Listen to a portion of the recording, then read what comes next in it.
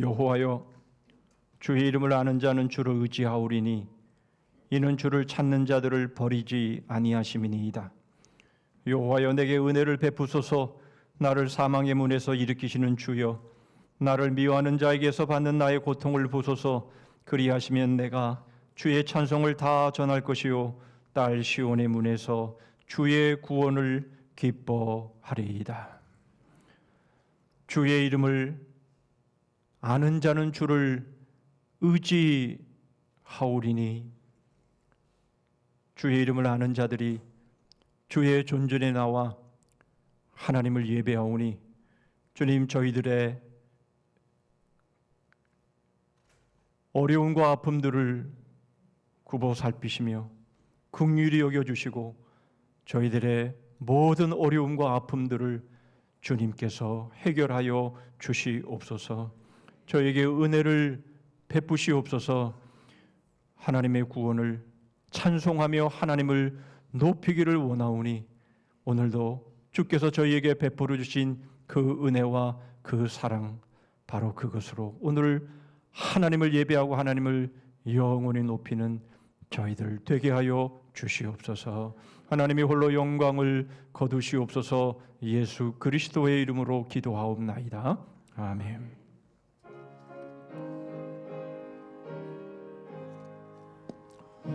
만입이 내게 있으면 그 입 다가지고 내 구주 주시는 정의를 찬송하겠네. 내 은혜로신 하나님 날 도와주시고 그 크신 영광 널리 펴달게 하소서.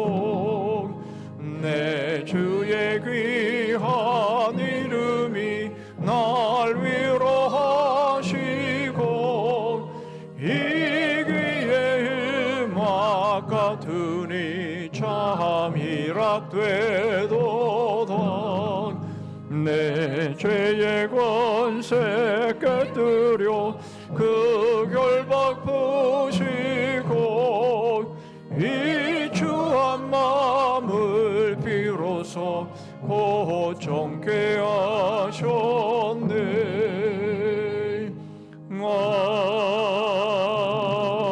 아멘. 교동문 20번 시편 33편을 교독하십니다.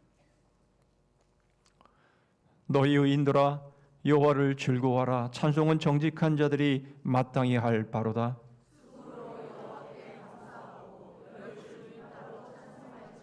새 노래로 그를 노래하며 즐거운 소리로 아름답게 연주할지어다.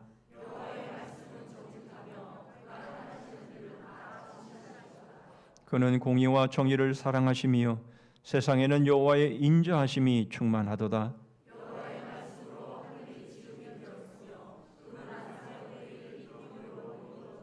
그가 바닷물을 모아 무더기같이 쌓으시며 깊은 물을 곳간에 두시도다.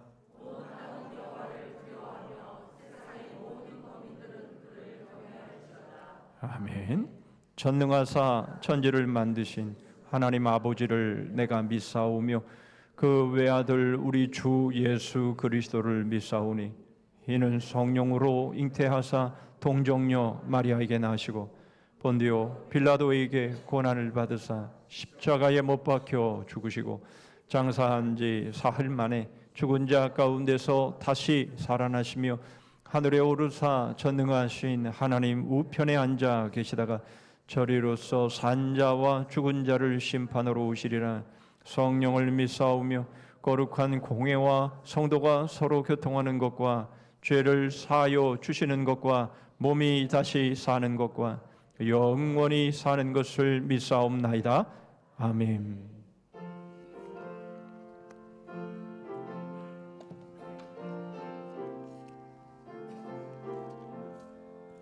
주의 말씀 받은 그날 참 기쁘고 복되도다. 이 기쁜 마음 모두 되어서 온 세상에 전하노라. 기쁜 날 기쁜 날 주 나의 죄 다 씻은 날 늘 깨어서 기도하고 늘 기쁘게 살아가리. 기쁜 날 주 나의 죄 다 씻은 날 이 좋은 날 내 천한 몸 새 사람이 되었으니 이 몸과 마음 다 바쳐서 영광의 주를 섬기리. 기쁜 날 주 나의 죄 다 씻은 날 늘 깨어서 기도하고 늘 기쁘게 살아가리.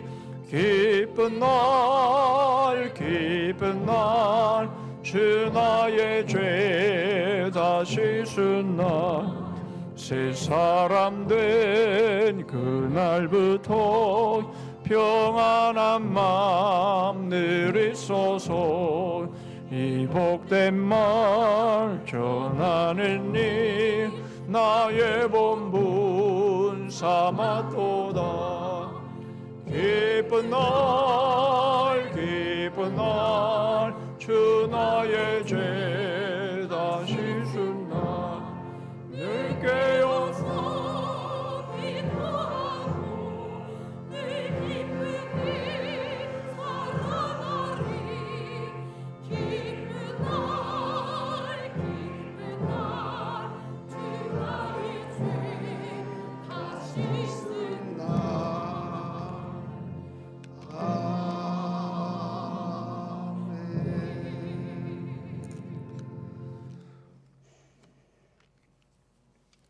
사랑과 은혜가 풍성하신 하나님 아버지, 오늘도 변함없이 저희들을 사랑하시사 오늘 이 시간 귀한 예배의 자리로 인도하여 주심을 감사드립니다.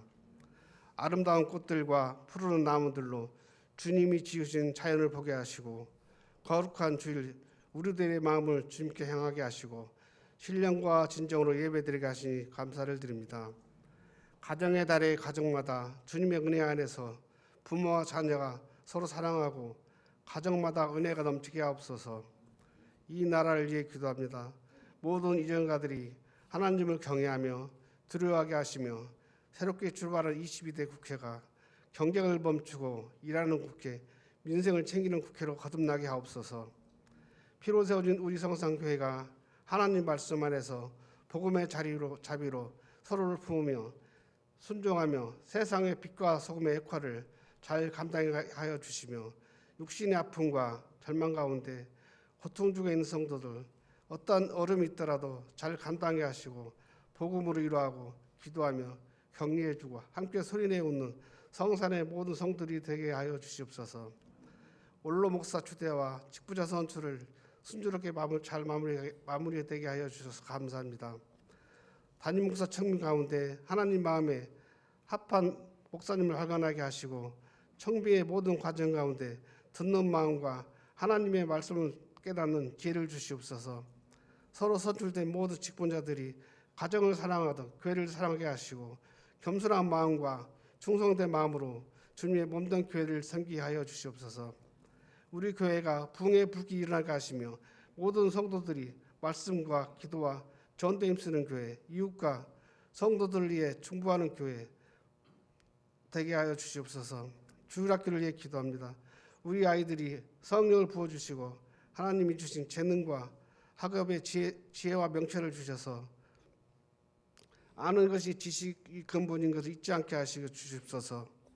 성산의 모든 주일학교가 더 부흥되어 어린아이들의 웃음소리와 찬양소리가 더 커지는 귀한 주일학교가 되게 하여 주시옵소서. 세계 곳곳에 전쟁이 멈추게 하시고 고통 속에 신음하는 나라들을 긍휼히 여겨주시며 하루속히 평화와 평안을 허락하여 주시옵소서. 땅끝의 선교 현장에서 복을 위해 헌신하는 성교사님들과 함께해 주시고 안전을 지켜주시며 환경을 지켜주시옵소서. 복음사에게 열매가 있게 하여 주시옵소서. 말씀을 선포하시는 목사님, 말씀의 능력과 지혜를 주시고 선포되는 말씀으로 성도들의 삶이 변화되게 하옵소서. 말씀 앞에 겸손하고 말씀으로 힘을 얻고 말씀으로 한 주를 살아가게 하옵소서. 부교육자 간사들에게도 동일한 은혜를 부어주시옵소서. 할렐루야 찬양들을 통하여 울려지는 귀한 찬양을 받아주시고 성도들도 한 마음으로 은혜되게 하여 주시옵소서. 예배를 위해 안내하는 꽃꽂이, 중보기도, 주차, 식당, 시간을 드리고 몸으로 헌신하시는 모든 주의 자녀들 기억하여 주시고 함께할 때 기쁘고 행복하게 한국하고 즐거움 되게 하여 주시옵소서.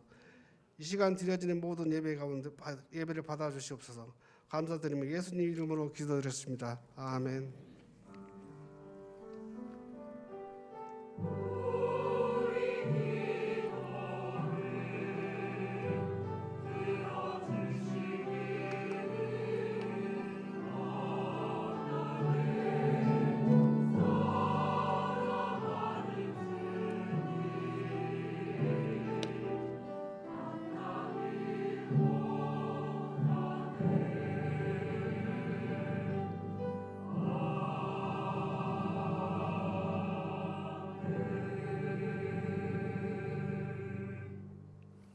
이 시간 우리에게 주시는 하나님의 말씀은 신약성경 사도행전 9장입니다.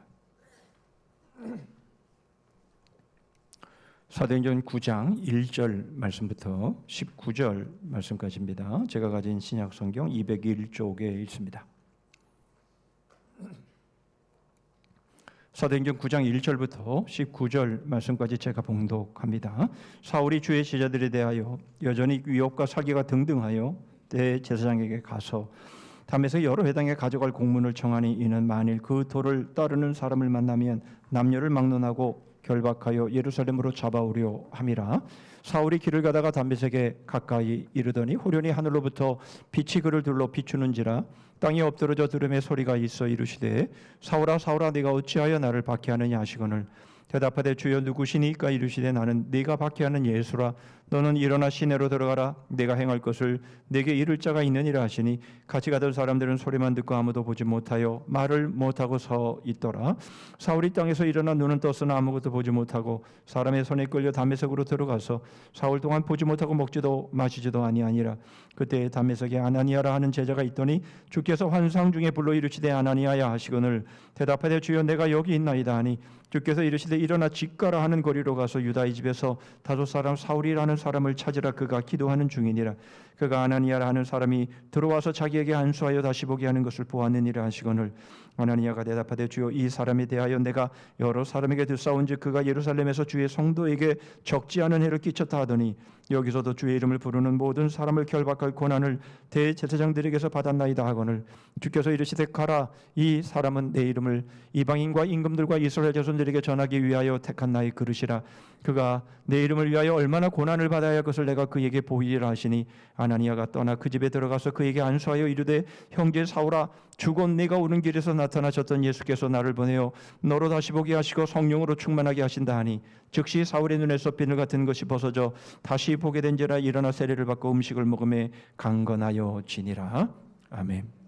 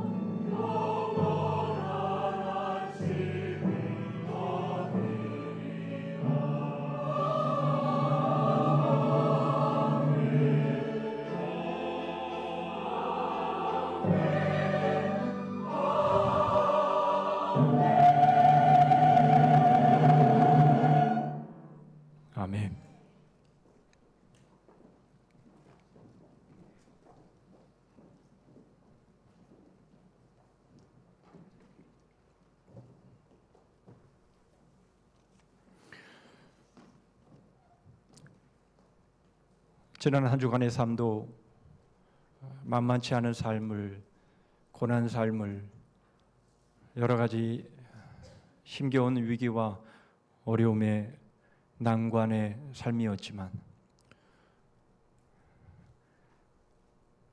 영원한 안식이 있는 주님의 날개 아래로 저희들 거하게 하시고 그 모든 어려움들을 극복하게 하시고 진정한 기쁨과 또 평안이 있는 주님의 품으로 저희들을 품어주시고 저희들을 지키시며 저희들을 안위하여 주셨음을 감사합니다. 저희들이 열심히 살아서 또 최선을 다해서 살았기에 하나님 저희들이 이 자리에 있는 것이 아니라 온전히 주님의 은혜 가운데에 저희를 품어주신 결과임을 저희들이 고백하오니 한 주간의 삶을 돌아보고 지금까지의 삶을 돌아보며 하나님이 저희들을 어떻게 저희를 안으시고 업으시고 그렇게 저희들의 삶을 지키셨는지를 돌아보며 하나님께 마음껏 감사하며 찬양하며 남은 온전한 저희들의 삶을 온전히 맡겨드리는 그러한 복된 예배 되게 하여 주시옵소서. 베푸신 은혜와 사랑에 감사해서 저희 마음을 물질에 담아 하나님 앞에 올립니다. 모든 것이 하나님의 것이고 하나님의 것으로 저희들에게 맡겨주셨음을 고백하여 수배 11조를 드립니다. 여러 감사의 제목으로 나아갑니다. 교회에 주신 비전과 사명 감당하기를 소원하여 작정한 것 드립니다.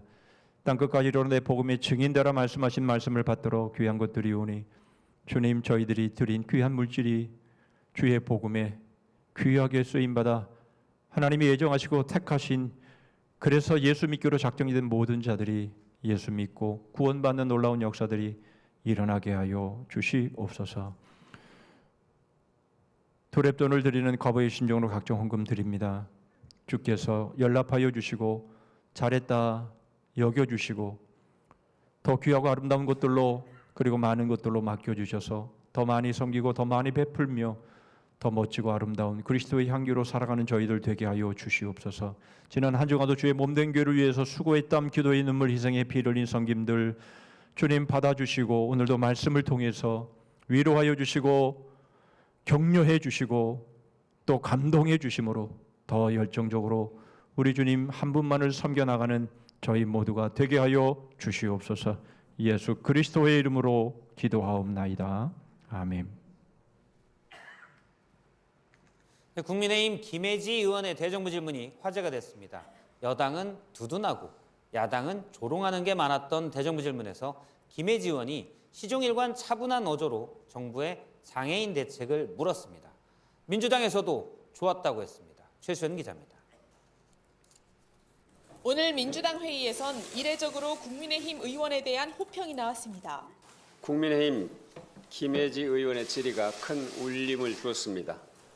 화제가 된 건 전날 대정부 질문에 나온 국민의힘 김예지 의원의 연설입니다. 시각장애인 피아니스트 출신인 김 의원은 안내견과 함께 단상에 올랐습니다. 김 의원은 국무위원들에게 차분한 톤으로 질의하며 장애인 정책을 위한 예산 확보를 촉구했습니다. 총리와 장관들도 김 의원을 배려했습니다. 김 의원님, 한동훈 법무부 장관 나와 있습니다. 네, 장관님 알려주셔서 감사합니다. 네, 국무총리 발언대에 나와 있습니다.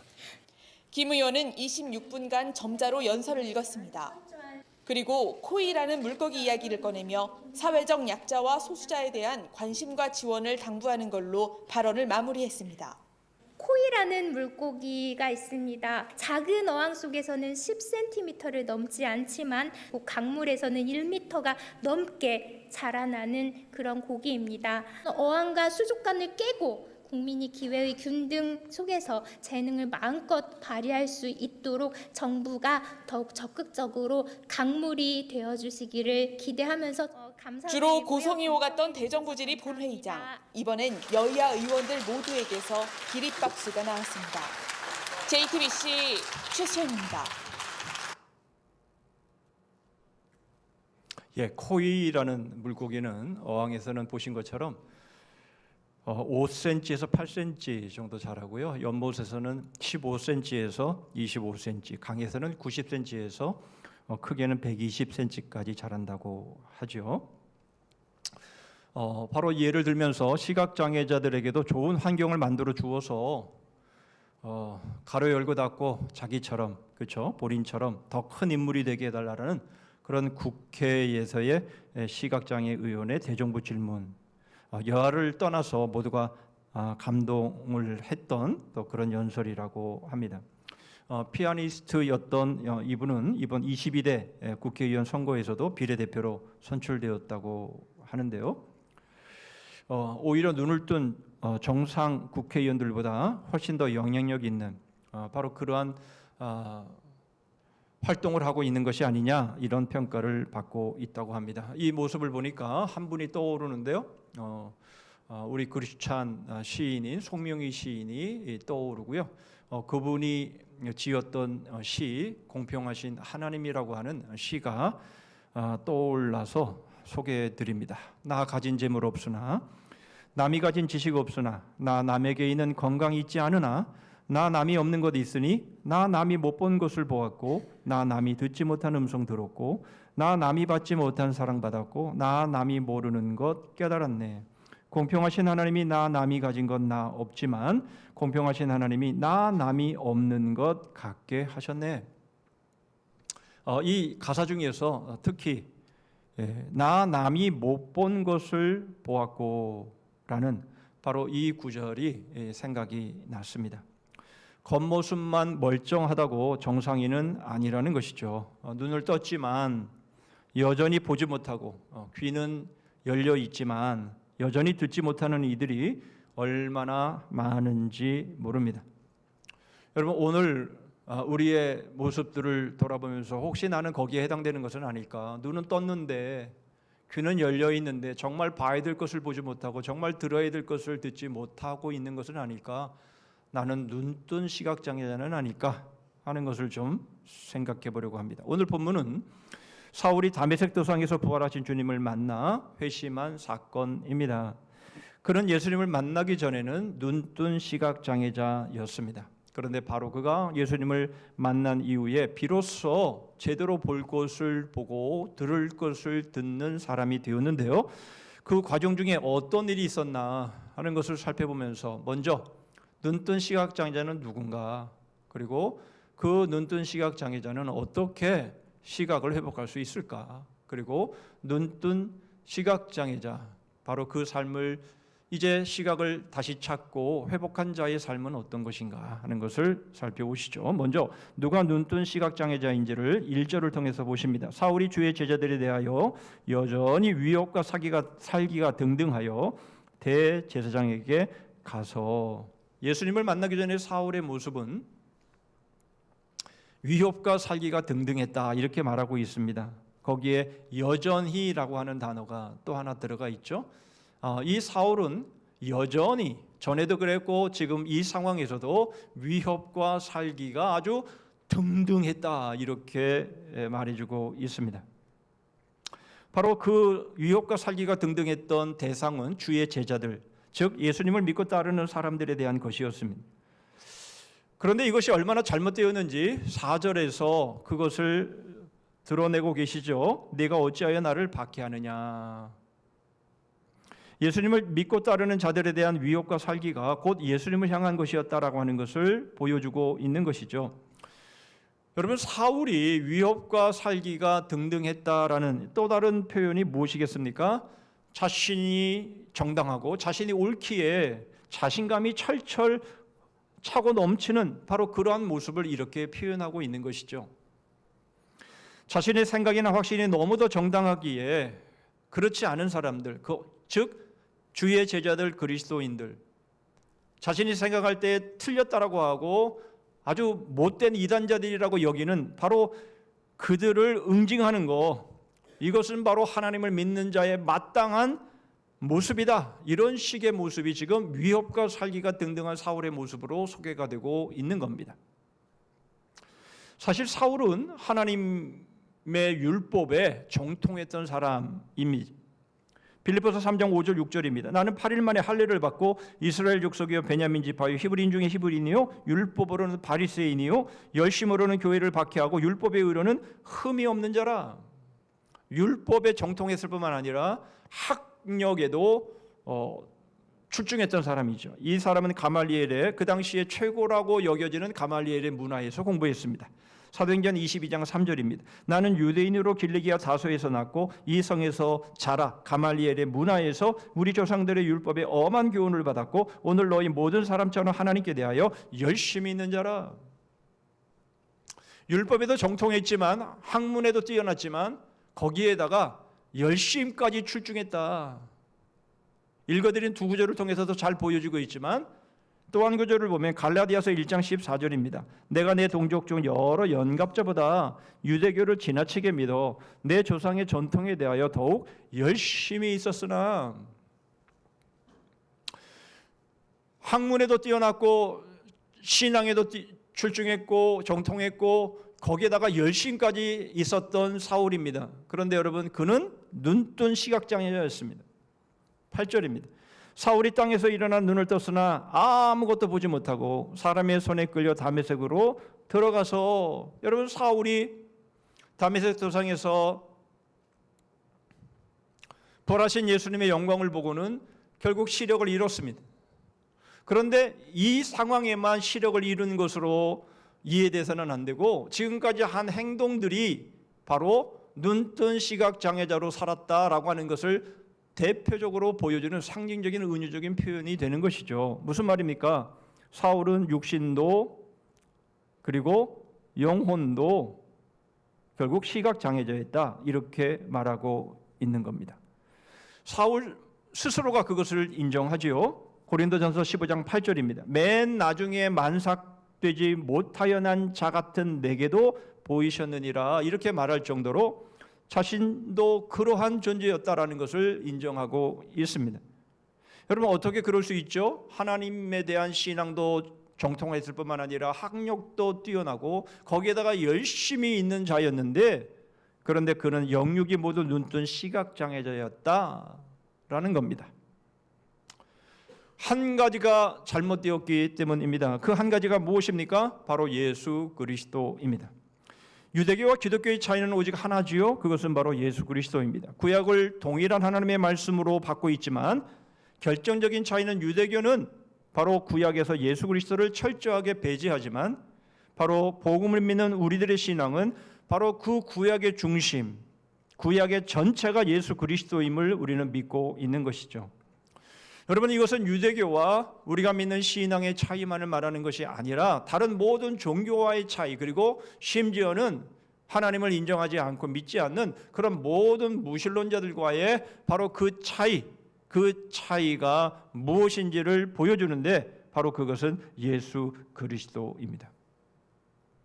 바로 예수 그리스도를 믿느냐, 예수 그리스도를 배제하고 부인하고 박해하고 받아들이지 않느냐, 바로 이것이 한 가지의 차이인데 바로 이것이 눈뜬 시각장애자인지 그렇지 않은지를 결정짓는 것이라는 겁니다. 오늘 본문이 그것을 너무도 분명하게 보여주고 있는데 특히 5절 말씀 보시면 대답하되 주여 누구시니까 이르시되 나는 네가 박해하는 예수라. 신앙에도 정통했습니다. 학문도 뛰어났습니다. 거기에다 열심까지 있었습니다. 그러나 그는 눈뜬 시각장애자였습니다. 그 이유는 바로 예수 그리스도를 받아들이지 않았기 때문에 그런 겁니다. 여러분 그런데 놀라운 것은 이것은 사울만 본 환상이 아니었다라는 거예요. 여러분 이것은 사울이 그냥 한 어떤 방 안에 있는데 혼자 막 꿈꾸던 환상을 본 게 아니라 이것은 대낮에 길거리를 걸어가다가 모든 일행도 함께 경험했던 사건이라는 거예요. 7절입니다. 같이 가던 사람들은 소리만 듣고 아무도 보지 못하여 말을 못하고 서 있더라. 다메섹 도상에서 만난 바로 이 사울의 회심의 이 사건이 얼마나 중요했는지 이 사도행전 28장 가운데 3번 기록되고 있습니다. 첫 번은 바로 오늘 본문이고요. 두 번째는 22장, 사도행전 22장, 세 번째는 26장에 소개가 되는데 오늘 본문은 누가가 기록하고 있지만 22장과 26장에 있어서는 사울이 바울이 직접 자기의 입으로 고백하고 있습니다. 특히 사도행전 22장 9절을 보시면 나와 함께 있는 사람들이 빛은 보면서도 나에게 말씀하시는 이의 소리는 듣지 못하더라. 사도행전 26장 13절 14절에도 보면 왕이여 정오가 되어 길에서 보니 하늘로부터 해보다 더 밝은 빛이 나와 내 동행들을 둘러 비추는지라. 우리가 땅에 엎드러지며 내가 소리를 들으니 히브리 말로 이르되 사울아 사울아 네가 어찌하여 나를 박해하느냐 가시체를 뒷발질하기가 네게 고생이니라. 여러분 이 말씀 가운데서 우리가 눈여겨봐야 될 부분이 이 대목입니다. 바로 하늘로부터 해보다 더 밝은 빛이 이렇게 표현하고 있는 거예요. 여러분 부활하신 예수 그리스도의 그 영광이 이 태양빛보다 더 밝았다 이렇게 말하고 있는 것이에요. 바로 그것으로 눈이 멀었다 이렇게 지금 말하고 있는 것이죠. 여러분 이 세상에서 태양빛보다 더 밝은 빛이 어디에 있어요? 그런데 여러분 이 태양빛보다 더 밝은 빛이 있는데 유일하게 있는데 그 태양빛보다 밝은 빛이 부활하신 예수 그리스도의 영광이었다라고 말씀을 하고 있는 겁니다.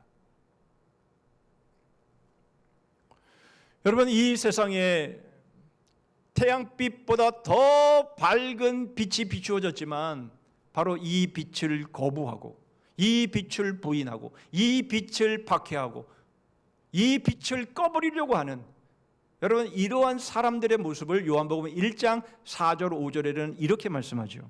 그 안에 생명이 있었으니 이 생명은 사람들의 빛이라. 빛이 어둠에 비치되 어둠이 깨닫지 못하더라. 여러분 이 어둠 가운데에 태양보다 더 밝은 생명의 빛이 비추어졌지만 그러나 어둠에 있는 사람들은 스스로 자폐해버려서 스스로 닫아버려서 그저 어둠 가운데 여전히 거하면서 눈은 떴지만 그러나 보지 못하고 귀는 열렸지만 듣지 못하는 그런 눈뜬 시각장애자로 살아가고 있다라고 분명하게 증언하고 있는 것이죠.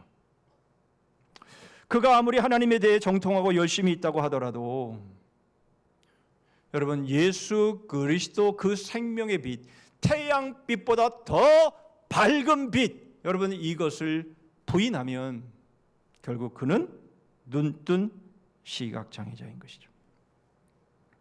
그렇다면 눈뜬 이 시각장애자에서 벗어날 수 있는 방법이 무엇입니까? 12절입니다. 그가 아나니아라는 사람이 들어와서 자기에게 안수하여 다시 보게 하는 것을 보았느니라 하시거늘. 여러분 이것은 주님의 환상 중에 이것은 환상입니다. 아나니아에게 제자 아나니아에게 나타나셔서 바로 사울에게 가서 그에게 안수하고 그를 다시 보게 하라라는 말씀을 지금 하시는 겁니다. 여러분 그런데 한 가지 궁금한 상황이 생깁니다. 왜 하필 아나니아를 보내서 눈을 뜨게 하셨을까요? 다시 보게 하셨을까요? 그냥 뭐 하나님 주님께서 눈을 멀게 하셨으니까 잠시 있다가 다시 주님이 찾아가셔서 눈을 뜨게 하시면 되는 건 아닙니까? 그런데 왜 꼭 아나니아라는 제자를 보내셔야 했을까요? 여러분 그 답은 13절과 14절에 볼 수 있습니다. 아나니아가 대답하되 주여 이 사람에 대하여 내가 여러 사람에게 듣사온즉 그가 예루살렘에서 주의 성도에게 적지 않은 해를 끼쳤다 하더니 여기서도 주의 이름을 부르는 모든 사람을 결박할 권한을 대제사장들에게서 받았나이다 하거늘. 사울은 주님의 성도에게 주의 제자에게 그리스도인들에게 상당한 해를 끼친 자이고 지금 다메섹으로 가는 목적도 바로 그러한 것 아닙니까? 이렇게 지금 아나니아가 말하고 있는 겁니다.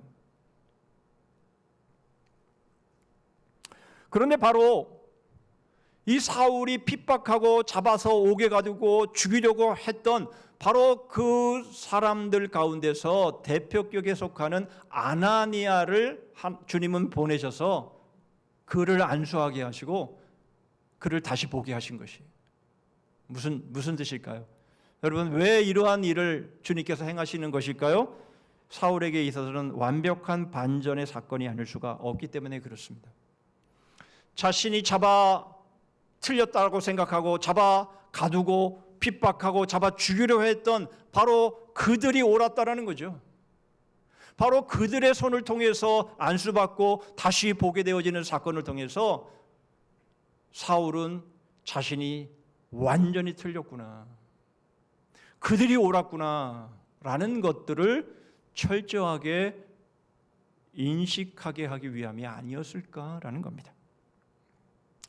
그런데 여러분, 놀라운 것은 그 다음 말씀입니다. 15절 16절입니다. 주께서 이르시되 가라, 이 사람은 내 이름을 이방인과 임금들과 이스라엘 자손들에게 전하기 위하여 택한 나의 그릇이라. 그가 내 이름을 위하여 얼마나 고난을 받아야 할 것을 내가 그에게 보이리라 하시니, 앞으로 일어나게 될 일들, 사울에게 일어나야 할 일들에 대한 두 가지를 말씀을 하시고 있습니다. 그 첫 번째가 뭡니까? 택한 나의 그릇이라라는 말씀입니다. 사울은 다시 보게 됨을 통해서 복음을 전하는 주님의 그릇이 되지요. 그런데 여러분, 이 과정 중에 분명히 한 가지가 있는 것은 방금 말씀드린 것처럼 아나니아의 안수를 통해서 그가 다시 보게 되어진 사건입니다. 무슨 말입니까? 내가 정당하고 내가 옳고 내가 신앙에도 정통하고 학문에도 뛰어나고 열심도 있는, 그래서 위협과 살기가 등등할 정도로 자기가 옳았고 자기가 맞았고 자기는 분명하게 하나님 편이라고 생각했던 그가 아니었구나, 내가 틀렸었구나, 내가 잘못됐을 거구나, 바로 이 과정이 있은 다음에 그가 주님의 택하신 그릇이 되어 사용되더라, 그 말씀을 지금 말씀하시는 것이요. 여러분, 그런 가운데에서 사울에게는 사흘이라는 기간이 필요했습니다.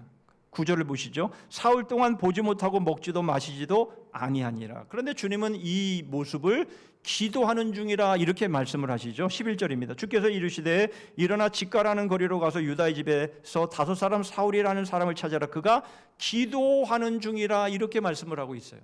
여러분, 사흘 동안 먹지도 마시지도 못하면서 그렇게 전전긍긍하고 있는 모습, 그런 모습을 주님은 기도하는 중이라 이렇게 말씀을 하고 있는 거예요. 우리는 이 모습 속에서 기도가 뭘까? 기도라는 정의를 우리는 찾을 수가 있습니다. 기도는요, 자신의 옳음을 입증받는 것이 아니라는 거예요. 기도는요, 자신이 완전히 잘못되었다, 바로 그 모습을 보는 것이고 통렬하게 그 모습을 회개하고, 그리고 심지어 모든 것을 패하고 자신이 행했던 위협과 살기가 등등해서 자기의 옳음을 그렇게 핏대내어서 주장했던 바로 그 모습이 얼마나 잘못되었고 틀렸는지에 대해서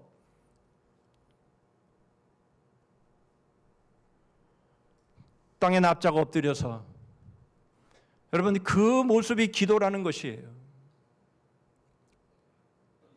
여러분, 바로 우리가 배워야 할 기도, 우리가 해야 될 기도, 여러분, 그 기도는 우리가 마치 하나님께 뭔가를 맡겨놓고 하나님 주세요, 하나님 이것 해주세요, 하나님 저것 해주세요, 왜 안 해주시는 거예요? 여러분, 이렇게 우리가 하면서 대부분의 기도는 하나님이 응답해 주셨지만 어떤 거 하나 응답해 주지 않은 거, 아직 때가 안 돼서 응답해 주지 않은 거, 그거 붙잡고 하나님 나한테 이러기십니까? 서운합니다, 섭섭합니다. 그래서 내가 기도 안 해요. 내가 전에는 열심히 열정적으로 내가 신앙생활하고 섬겼지만 이제는 안 합니다. 주님이 나한테 들어주시지 않았잖아요. 여러분, 이런 식으로 생각하는 것을 기도라고 우리가 착각하고 있는 건 아닐까. 여러분, 우리는 철저하게 틀린 사람들이에요. 우리는 눈뜬 시각장애자들이었습니다. 내가 옳고 너는 틀리다 라고 하면서 위협과 살기가 등등해서 너희가 틀렸기 때문에 너희들은 당연히 심판받아야 되기 때문에, 너희들은 정죄받아야 되기 때문에 내가 너희들을 잡아서 그냥 옥에 쳐넣을 거야 라고 여러분, 우리가 생각하면서 우리가 기도를 하고 있다면 여러분, 그 기도는 잘못된 기도인 것이죠. 기도는 그런 게 아니라는 거예요. 여러분, 사울의 이 모습을 통해서 통렬하게 자신의 잘못됨을 인정하고 회개하고 애통해하면서 먹는 것까지도 패하면서 나는 아무것도 아닙니다. 내가 틀렸습니다. 여러분, 그렇게 납작 엎드려서 하나님의 은혜를 구하고 하나님의 도우심을 구하는 것이 기도다라는 것이에요.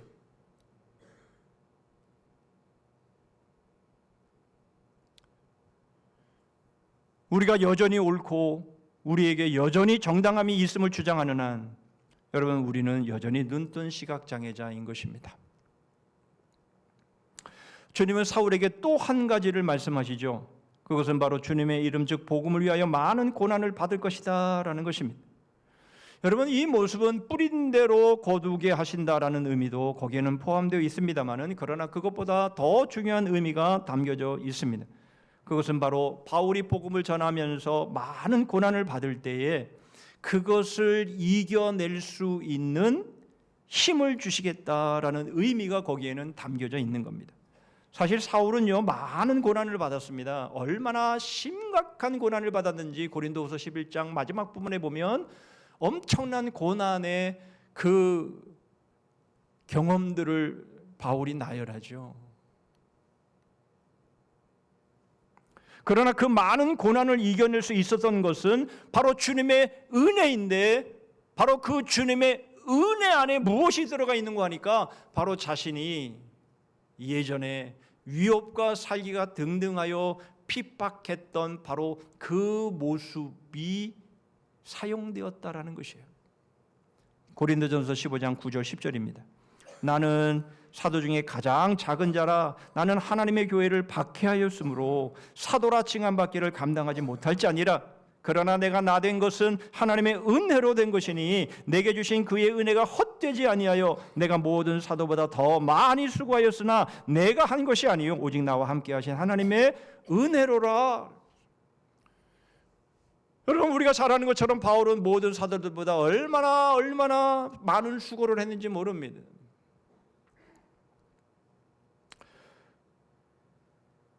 그런데 여러분, 그렇게 자신이 다른 사도들보다 더 많은 수고를 한 것이 자기가 잘나서 그렇게 한 것이 아니다라는 것이죠. 하나님의 은혜 때문인데, 그 은혜가 무엇입니까? 바로 자기가 교회를 박해했던 위협과 살기가 등등함으로 인해서 바로 자신의 옳음을 입증하고 증명하려고 했던 바로 그 모든 그 모습들이 얼마나 철저하게 잘못되었는지 그것을 너무도 깊이 있게 깨닫고 회개하고 애통해 했던 바로 그것이 바울에게는 은혜였다라는 것이에요. 그래서 자신도 복음을 전하면서 당하는 그 숱한 고난을 당하면서도 자신이 한 일을 돌아보면서 자신이 했던 일들을 떠올리면서 그 고난을 견디어내고 이겨내고, 그래서 그 모든 많은 수고를 감내할 수 있었노라고 고백하는 것입니다. 무슨 말입니까? 눈뜬 시각장애자로 지낸 일들을 더욱 뼈아프게 느낄 때 하나님이 주시는 은혜는 더욱 클 수밖에 없는 거죠. 여러분, 우리는 여전히 내가 행한 눈뜬 시각장애자로 행했던 그러한 일들에 대해서 나만 그러나 다 그러는 거 아니야? 인생이 다 그런 건 아니야? 여러분, 이렇게 생각을 하고 지나친다면 그건 은혜도 아닌 것이고, 그에게 고난과 어려움이 다가오고 수고를 해야 될 그 시점이 되면 감내할 수 없게 된다라는 것이죠.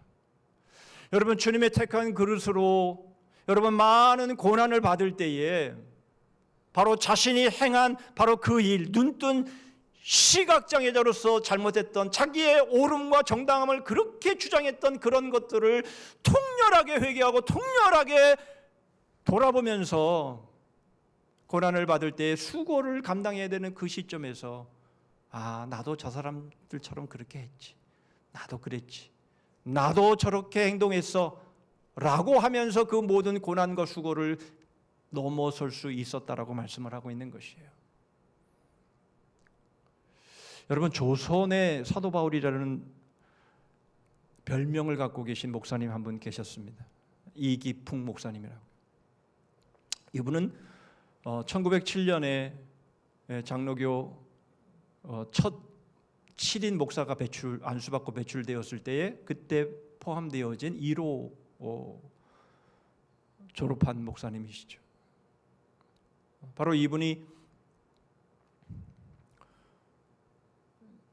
목사 안수를 받고 바로 그 이듬해에 그 동노회, 그때는 노회가 하나밖에 없었으니까 동노회의 첫 번째 선교사로 파송이 되는데요. 제주도로 가서 지금도 제주도는 선교지입니다. 지금도 그 제주도에 살아가는 사람들은 절대 복음 안 받아들여요. 지금 교회가 세워진 것들은 거기에 들어간 외지인들이 중심이 되어서 세워진 거지, 거기에 토백이들은 여전히 복음을 부인하고 반대합니다. 그런데 바로 최초로 그 제주도에 가서 그 미신과 그 엄청난 핍박과 박해 가운데서도 견디어냅니다. 거기서 10여 년의 사역을 감당을 하다가 거의 사역에 끝무렵이 되어서 신사참배가 있었을 때에 신사참배를 거부하고 그래서 4년의 옥고를 치릅니다. 그리고 그 4년의 옥고를 치르면서 얻은 병 때문에 75세의 일기로 이제 생을 마감하는데요. 여러분, 바로 이기평 목사님이 그렇게 살 수 있었던 것, 그렇게 사명을 감당할 수 있었던 것은 바로 그가 바울처럼 위협과 살기가 등등해서 교회를 핍박했기 때문에 그래요. 그가 던진 돌멩이로 던진 그 사무엘 마펫 마포 3열 그 선교사님의 턱을 2번이나 깨고, 그리고 틈틈이 그냥 교회를 향해서 돌을 던져서 교회 윗장을 박살내고 그렇게 교회를 핍박하고 박해했던 바로 그 경력이 있었기 때문에 그가 목사 안수를 받고 남이 가기를 원치 않은 바로 그러한 길을 자처하면서 그렇게 복음을 전하다가 끝까지 그 사명을 감당하고 사명을 완수했던 바로 조선의 사도 바울이라는 그런 별명을 가진 바로 그런 목사님의 모습을 우리는 알고 있죠. 여러분, 오늘 우리가 하나님의 주님의 택한 그릇이 되어서 여러분, 우리가 많은 고난과 많은 어려움들을 우리가 당할 때 그것을 극복하고 그것을 넘어설 수 있는 비결은 그것은 분명 하나님의 은혜인데 바로 내가 눈뜬 시각장애자로 살아가면서 내가 했던 모습들, 바로 그 모습들을 떠올리면서 그것이 우리에게는 은혜로 작동되어서 우리가 수고를 할 때, 어려움을 당할 때에, 위기를 만날 때마다 나도 그랬지, 내가 그랬어, 그러면서 여러분 그 상황, 그 어려움, 그 위기, 그 모든 수고를 감당해낼 수 있다면 그게 은혜다라는 것이죠.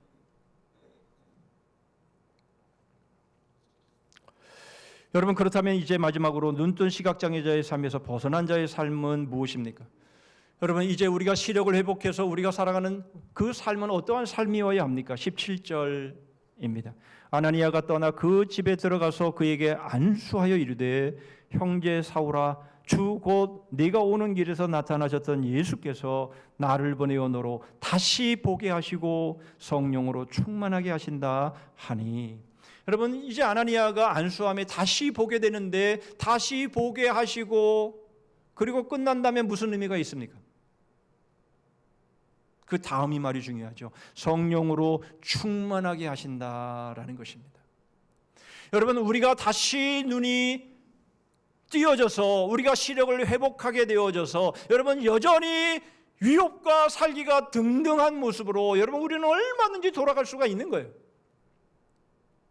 여러분 우리가 다시 시력을 회복했다면 우리가 예수 그리스도를 통해서 여러분 우리의 신앙이 우리의 삶이 바로 우리 주님께 십자가에 맞춰졌다고 한다면 여러분 반드시 있어야 될 일이 있는데 그것이 성령 충만한 삶이어야 된다라는 것이에요.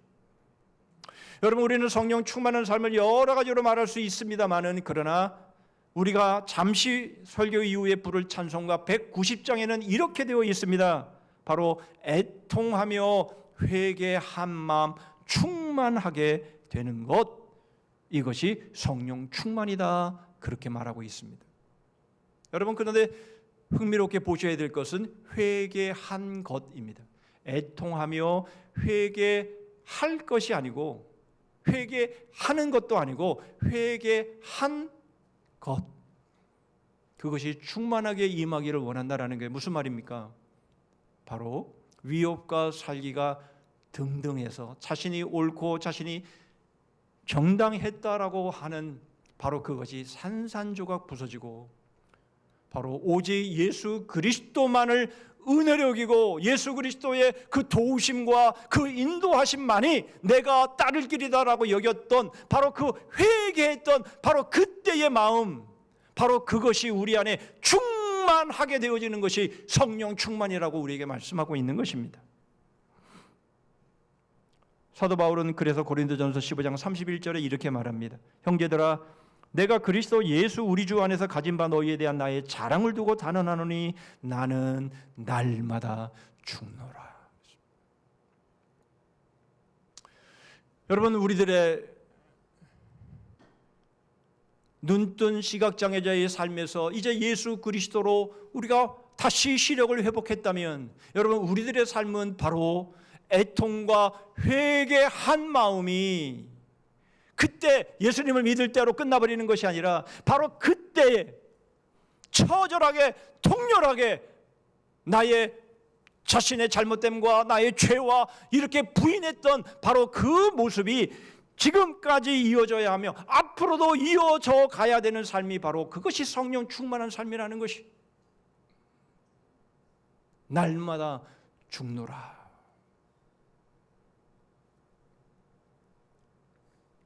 여러분 우리에게 이것이 없다면 우리는 다시 위협과 살기가 등등한 모습으로 다시 돌아갈 수밖에 없습니다.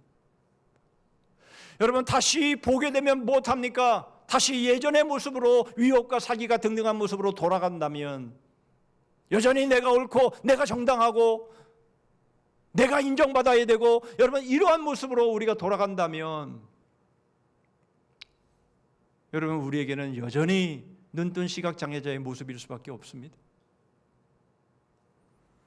그래서 우리에게는 성령 하나님을 우리에게 보내신 것 아니겠습니까?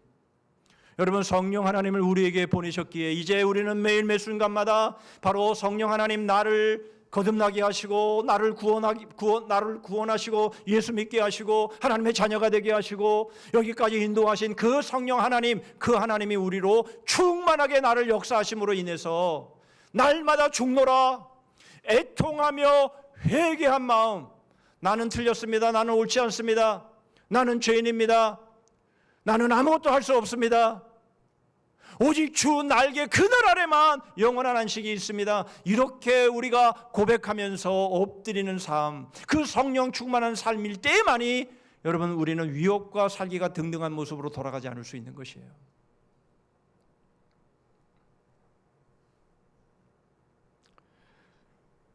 사랑하는 성도 여러분, 이 5월 푸르른 계절에 그리고 남은 우리의 2024년을 향해 우리의 남은 여생을 향해 나아갈 때에 여러분 우리는 우리의 힘으로 그렇게 살아갈 수 없습니다. 우리는 다시 눈뜬 시각장애자의 모습으로 돌아갈 수밖에 없는 자들입니다. 성령 하나님, 그렇게 살지 말라고, 그렇게 하지 말라고 우리에게 보내주신 성령 하나님, 그분을 의지하시고 그분을 구하시고 그분의 도우심을 충만히 받으심으로 인해서 애통하며 회개한 바로 그 마음, 바로 그 마음을 충만하게 담고 고난이 올 때 나 같은 눈뜬 시각장애자에게 은혜를 베풀어 주신 주님을 생각하고 어려움이 있을 때마다, 고난이 있을 때마다, 위기가 있을 때마다, 누군가 나를 핍박하고 박해하고 나를 방해하고 반대할 때마다 나도 그랬었지. 여러분, 그러한 마음을 품으시고 애통하며 회개한 마음 날마다 회복하셔서 승리하는 그런 삶으로 나아가시기를 주님의 이름으로 축복합니다. 기도하겠습니다. 하나님 아버지, 저희들은 다 눈뜬 시각장애자들이었습니다. 눈은 떴지만 귀는 열렸지만 그러나 봐야 될 것을 보지 못하고 들어야 될 것을 듣지 못하면서도 위협과 살기가 등등해서 저희 자신의 옳음을 주장하고 인정받으려 했던 저희들의 잘못된 모습들, 예수 그리스도를 믿고 난 이후에도 이러한 모습이 여전히 남아있는 저희들의 모습 속에 긍휼히 여기셔서 성령 하나님 저에게 보내주셔서 다시는 그러한 삶 살지 말라고, 애통하며 회개한 마음 충만하게 살라고 저에게 보내주신 우리 성령 하나님을 구하고 간절히 사모함으로 인해서 주님, 날마다 죽노라 고백한 그 바울, 복음을 전하다가 모진 고난과 그 어려움들을 당했을 때에도 자기 자신을 돌아보고 나도 그랬지, 그것을 이겨내며 모든 수고를 아끼지 아니했던 바로 그 삶을 저희들도 성령 충만하여서 그 삶을 살아내는 저희들 되게 하여 주시옵소서. 다시는 눈뜬 시각장애자의 모습으로 돌아가지 않도록 성령 하나님 저희 안에 역사해 주시고 저희 안에 충만하게 임하심으로 오직 애통하며 회개한 마음 충만한 삶으로 살아가는 저희들 되게 도와 주시옵소서. 예수 그리스도의 이름으로 기도하옵나이다. 아멘.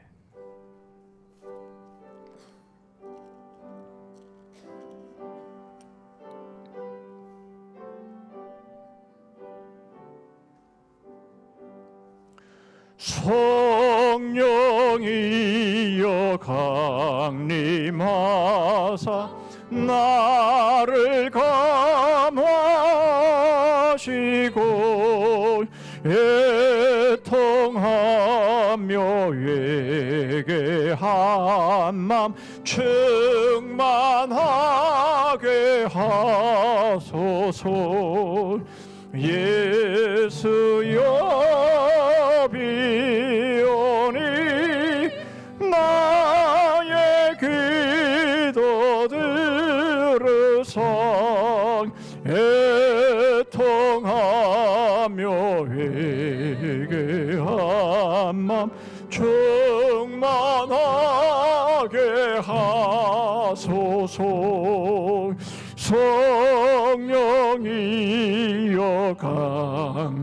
강림하사 귀신 권능 주소서.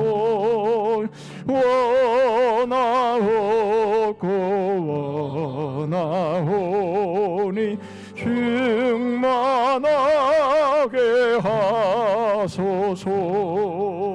예수여 비오니 나의 기도 들으사 애통하며 회개한 맘 충만하게 하소서. 힘이 없고 연약하나 엎드려서 비오니 성령 강림하옵소서.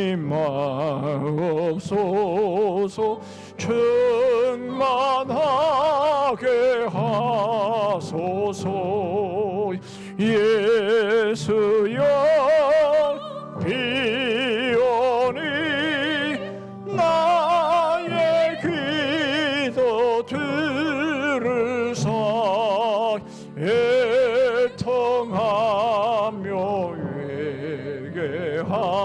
한맘 충만하게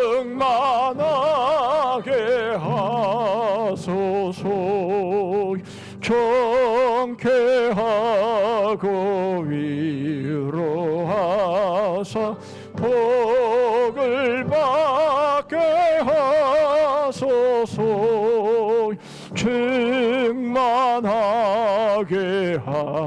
하시오니 무한 감사합니다. 예수여 비오니 나의 기도 들으사 애통하며 회개함만 충만하게 하소서.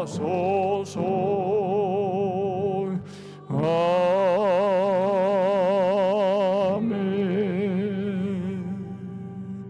기도하십니다. 아나니아가 떠나 그 집에 들어가서 그에게 안수하여 이르되 형제 사울아, 주곧 네가 오는 길에서 나타나셨던 예수께서 나를 보내어 너로 다시 보게 하시고 성령으로 충만하게 하신다. 지금은 우리 구주 예수 그리스도의 은혜와 하나님 아버지의 다함이 없으신 사랑과 성령 하나님의 교통하심과 복주심과 끝까지 이기게 하심이 오직 예수 그리스도의 은혜만이 오르며 은혜만이 저희들의 삶 영원한 안식으로 이끌어 주심을 믿고 위협과 사기가 등등했던 눈뜬 시각장애자의 모습을 통렬하게 애통해하고 회개하며 매일 매 순간마다 날마다 죽노라. 바로 그 삶으로 어떤 위협도 어떤 유혹도 어떤 고난도 그 모든 수고를 그치지 않고 끝까지 달려가 승리하는 삶 살기로 소원하며 다짐하는 머릿속엔 주의 심령들 위해 가정과 일터 위에 민족과 우리 성산교회 그리고 열방 위에 이제로부터 영원토록 함께 하실지어다. 아멘.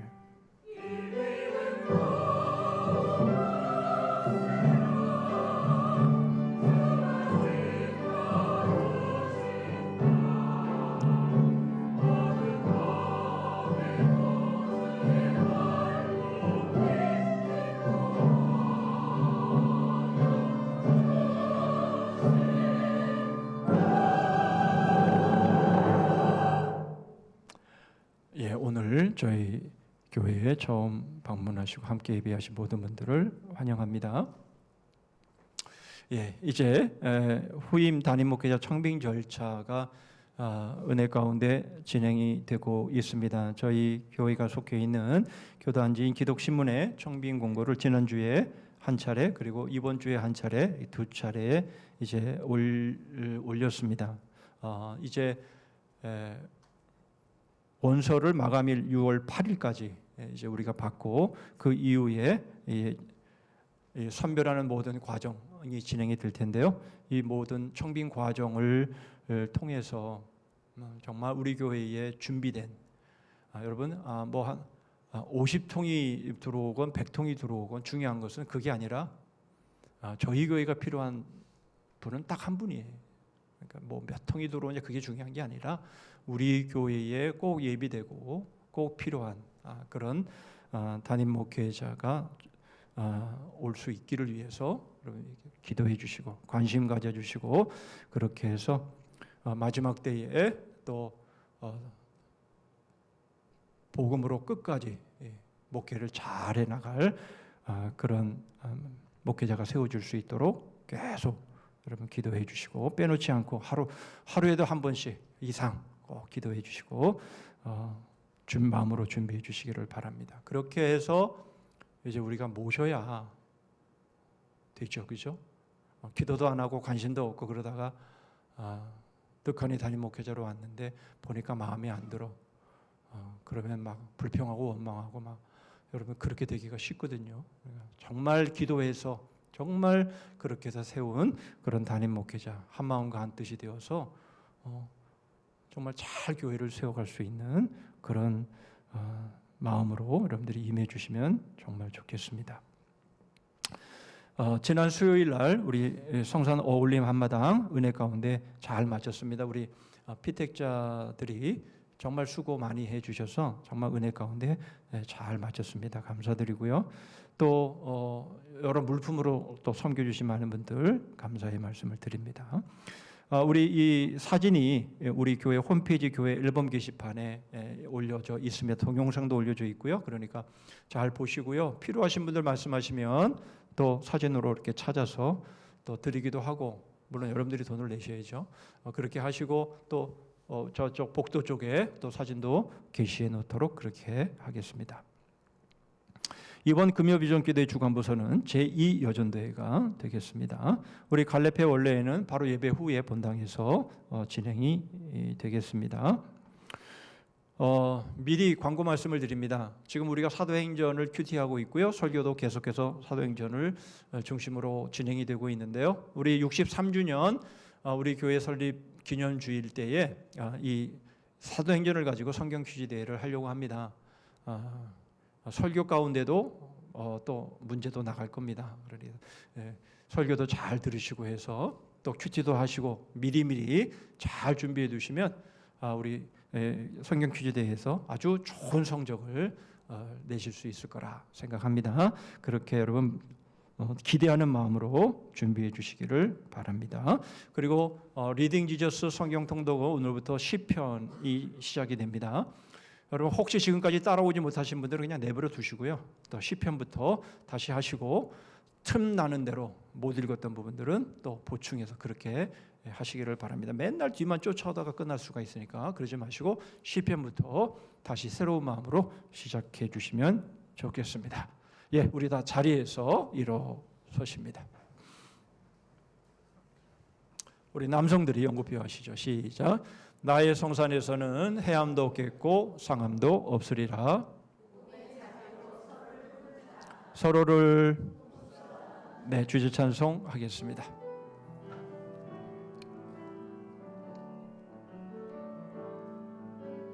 화려하지 않아도 정결하게 사는 삶, 가진 것이 적어도 감사하며 사는 삶, 내게 주신 작은 힘 나눠주며 사는 삶, 이것이 나의 삶의 행복이라고.